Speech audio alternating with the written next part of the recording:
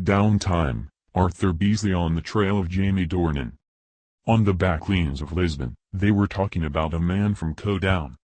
Out for a stroll on a hot July evening, we saw legions of police swoop in to close off several streets in the historical core of the city. Blue lights flashed and crime scene tape was wrapped around the place. This seemed like a security operation at scale. Sirens, scratchy radio sounds, brakes screeching and, in the background, an urgent voice on loudspeaker. "Do you think it's a manhunt?" asked an intrepid child, in a tone that suggested he hoped it was. "Let's find out," I said. Ignoring any danger, we walked straight into the cordon sanitaire. For a moment at least, the sight of assertive squad men doing their thing with gusto seemed deadly serious. No-nonsense officers with whistles ordered us off the roadway and diverted cars away. But this was no grisly scene. Not in real life anyway. The brouhaha turned out to be a film shoot for a Netflix action thriller. The movie stuff was a diversion for tourists like us, a bit of a drag for some locals and, apparently, the fount of plentiful extra duty for all of those police. Yet details were sketchy. On cobbled streets, the word was that the production title was Heart of Stone. The budget seemingly is in the region of $100 million. Big bucks all right. But please don't ask about the plot. Apart from the sense that this particular story was in the nature of a spy tale, no one seemed to know. Always keen to establish the facts from high authority, my wife approached an armed officer in crisp uniform.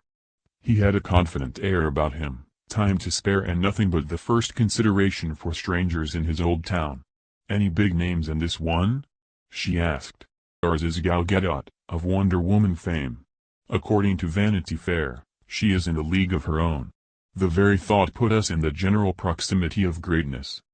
This being international espionage on a grand scale, there may be a motor chase, and it may involve an old van, 2 cars and a motorbike. At the top of Travessa de Boa Hora, a narrow kind of a thoroughfare that drops downward sharply, we observed a crew of drivers waiting for the call to action. When it came, they sped away down the street while a noisy camera drone zoomed over them in the opposite direction. Someone being unhappy with the take, they then slowly reversed up the street and waited for the signal to go again. The motorcyclist was at the back of this queue of chasers. Attached to his pillion seat was a male mannequin, a distinctive inanimate creature decked out in a greenish kind of tracksuit, silver hair and white trainers. While they were waiting to dart off again, a costume guy suddenly appeared. Approaching the mannequin with all the concentration of a beekeeper at a hive, he gently pulled up the sleeves a bit and pulled down the jacket zip. Then, with supreme attention to detail, he took bracelets from a bag and put them on the dummy's wrists. He stood back, took a look at his work, and disappeared. Soon the signal came and the drivers raced down the street once more into the path of the overflying drone. This time it seemed to work out well and there were cheers from the watching throng, which then dispersed. The shot might last mere seconds on screen, but the mood about the place was jolly, with a hum of anticipation. That is not to say there was a universal welcome for the movie crowd. In February, one local leader complained that filming for 8 successive summer nights would amount to a massive occupation of public space, with noise, shooting scenes, crashing cars, motorcycle chases on stairs.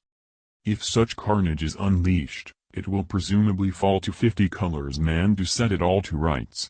We caught no glimpse of him. But I reckon he was out there somewhere.